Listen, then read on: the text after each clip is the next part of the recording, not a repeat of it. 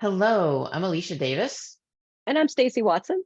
We are the founders and co-owners of Transformative Leadership Strategies, a coaching, training, and team building company. And thank you so much for downloading our guide on skyrocketing your confidence as a leader. And we love this topic of confidence, Stace, because so many of our leaders in so many different roles, it comes up that they're not feeling confident in one way or another. And we really wanted to create something that people could really use to help them, right?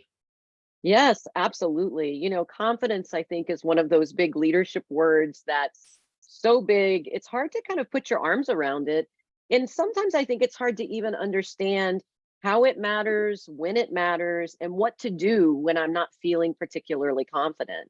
And so, Yes, one of the things we thought would be helpful is to take this big, giant idea of a word and break it into component parts or into factors so that we could actually look at sort of what are some of the things that make up the feeling of confidence and what are some things we can do to really adjust or shift ourselves when we're not feeling confident in a particular way. And that's sort of the backbone of the guide, right? that's right. So if you have the guide in front of you, you'll see this as the confidence wheel. And if you don't have the guide, you can pull it out later.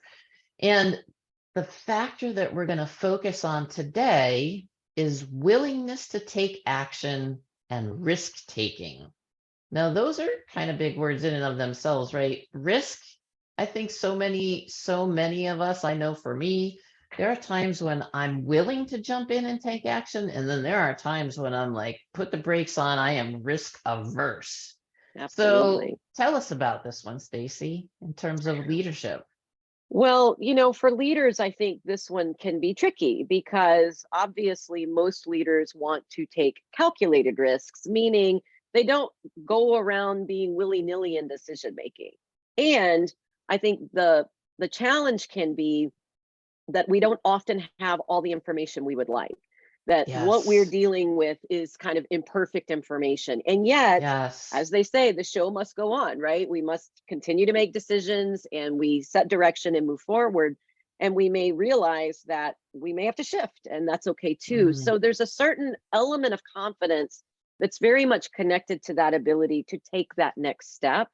And yes. sometimes as it's as simple as literally taking a next step. Doesn't have to be the final step or the most important step, but just doing a little bit of risk taking just to be able to sort of ease into it can be helpful. This one is tricky, I think. Yeah, for sure. And it shows up, as you look at the scale and as you do the self-assessment, the 1 to 10, where one is, I do not take risks, I don't want to jump in, and 10 is, yeah, I can take them and I'm willing to go there. Wherever you are, be curious about it and really celebrate what you already are doing. And if there's a place that might could be tweaked a little bit. One aspect might be, I think oftentimes we're afraid to fail, Yes. right? We Yeah. don't like to make mistakes. And, to your point, like when we notice, oh, I'm stopping myself because I'm afraid of not making the right decision, or I'm afraid of what is my team going to think? Or, somebody else that's important to me has an opinion about it, right? So just noticing when if failure comes, a fear of failure comes up, or making a mistake, just check yourself and see if there's a Hmm. way to just adjust that a little bit. One little action can make a really big difference in being able Yeah, to, like you said, Stacy, just take that next little step, right? absolutely. So we would love to hear any insights you have from doing the wheel. Email us info@tlstransforms.com. And thank you so much for listening. Thank you.